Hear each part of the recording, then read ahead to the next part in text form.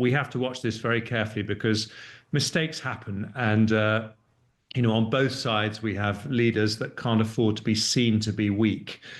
And that makes de-escalation very difficult. The world waits to see how Pakistan will respond to India's overnight airstrikes, killing 26, injuring 46. The attacks are in response to a terrorist attack in India-administered Kashmir on April the 22nd, when gunmen mowed down Indian tourists. Indian and Pakistani forces have since exchanged small arms fire across the border, which divides Kashmir between the two countries. But last night was a clear escalation. Indian Prime Minister Narendra Modi had promised to hunt the attackers, quote, to the ends of the earth. He's accused Pakistan of being linked to the killings. Pakistan warned that an Indian attack was imminent. Pakistan has called the attack a, quote, blatant act of war. The two countries have already fought 3 wars over the disputed Kashmir region, which has a Muslim majority, in the past 80 years. Both control only parts of the territory. They last clashed in 2019 after a suicide bomber claiming to be a Pakistani militant killed 40 Indian paramilitary police in Kashmir. India then retaliated with airstrikes. Tensions eased after America encouraged both sides to negotiate. That's how it usually ends. But will it this time? Britain's Foreign Secretary during that last clash was Jeremy Hunt. He joins me now. Jeremy Hunt, thank you for coming on the programme today. Let me ask you this. These disputes follow a pattern. Terrorist attack, India retaliates, Pakistan responds, then it all dies down. But is there some chance that this time it could be different? Good afternoon, Andrew. I think we can never be complacent about the risks when 2 nuclear powers get involved in armed conflict. There's always that risk of unintended escalation. But so far, it seems to be within the bounds of the normal kind of conflicts that we've seen between India and Pakistan. I think what is different to last time is Trump administration officials, John Bolton and Mike Pompeo, got involved to try and stop the confrontation and to ease things. But President Trump's second time round has got a lot of other things on his mind. And in particular, he wants to have a very close relationship with India, who he's trying to prize away from China. So it'll be interesting to see if the Americans choose to get involved in the same way this time. Well, I guess the nearest he has to a Mike Pompeo or a John Bolton now is Mark Rubio, the Secretary of State. A lot could now fall on his shoulders. If America is the essential conciliator, Mr. Rubio will have to step up to the crease. He will, but he's also dealing with the consequences of so-called Liberation Day on tariffs and all sorts of other issues to do with Ukraine, for example, that first time round President Trump wasn't dealing with. So he probably hasn't got quite as much political capital to spend this time as Mike Pompeo had last time. So that's why we may not see quite the same level of involvement from President Trump. All right. And my understanding is that it wasn't just in 2019, that previous disputes, the Americans played a role in conciliation, that America has regularly helped to damp things down. Is that correct? Yes. And of course, America's a very big player and does have influence. Pakistan is obviously very close to China.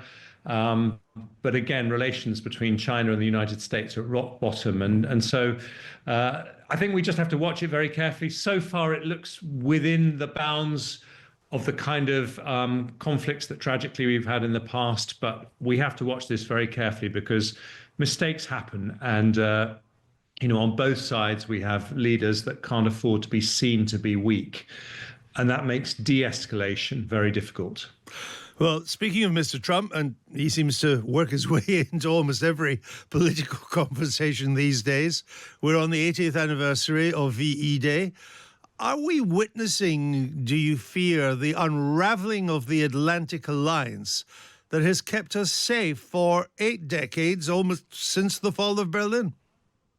I hope not. But I'm afraid at a minimum, we are seeing an America that is a less reliable ally to Europe than it's been in the past. And when I was foreign secretary. We had that famous NATO summit in July 2018. It was the first time I met President Trump, actually, and he very nearly pulled America out of NATO on the spot. He had the big showdown with Angela Merkel, and he is now back doubling down on previous instincts that he's had. We have people like John Bolton, who are very much no longer friends of Trump, saying, he was not bluffing. He deep down has a very big reservation about NATO. So I think we have to tread very, very carefully, because if we get this wrong and we handle the relationship with President Trump badly, we could end up not having a NATO when he leaves office in 2028, so 2029. So that's the risk. Which is a scary prospect. Do you fear, as some do, that Mr. Trump cannot be counted on to stand by the collective defence provision of Article 5 of NATO, in which an attack on one of its members is an attack on all of its members? Well, he's been quite ambiguous in his comments on this. When he's pressed, Theresa May pressed him. He's been pressed since he became president this time. He always says that he will stick by Article 5. But then the next moment he says something that makes people wonder. And it's that element of doubt that is worrying, because obviously someone like Russia, if they were considering invading Lithuania, one of the smaller NATO members, will be wondering if they're going to see NATO retaliation. Now, that's the negative. The positive in this is that because of that ambiguity, Europe is finally biting the bullet and rearming properly. And we should never have got ourselves into a position where we are dependent on Americans for our defense. We're rich in Europe. America is also rich compared to other countries. I know it doesn't feel like that. And we are more than capable of funding our own defense. And I'll tell you something, Andrew, that really shocked me when I was Foreign Secretary. I asked the Foreign Office officials what proportion of European defense is paid for by American taxpayers. And it took them a couple of months to work out the answer to that, because you'll know that we know how much each country spends, but we don't know which proportion of the world it's devoted to. Anyway, the answer finally came back. Between a third and a half of European defense is paid for by American taxpayers. Now, that is not sustainable, Trump or no Trump. And I think Europe has woken up to that. And when we start to spend properly on defense, then I think NATO will be reinvigorated, but it'll be a different partnership. It'll be much more of a partnership of equals than it has been in the past. I think you're right. It is remarkable that 80 years after the fall of Berlin, America still does so much for European defence, and we don't do nearly enough. And as you say, that is now beginning to change. But I wonder if we've even moved beyond that. It's no longer a question just of Europe doing more of its fair share alongside America with NATO, because isn't it concerning that Mr. Trump now seems more interested in an unjust victory for Russia than a just peace for Ukraine?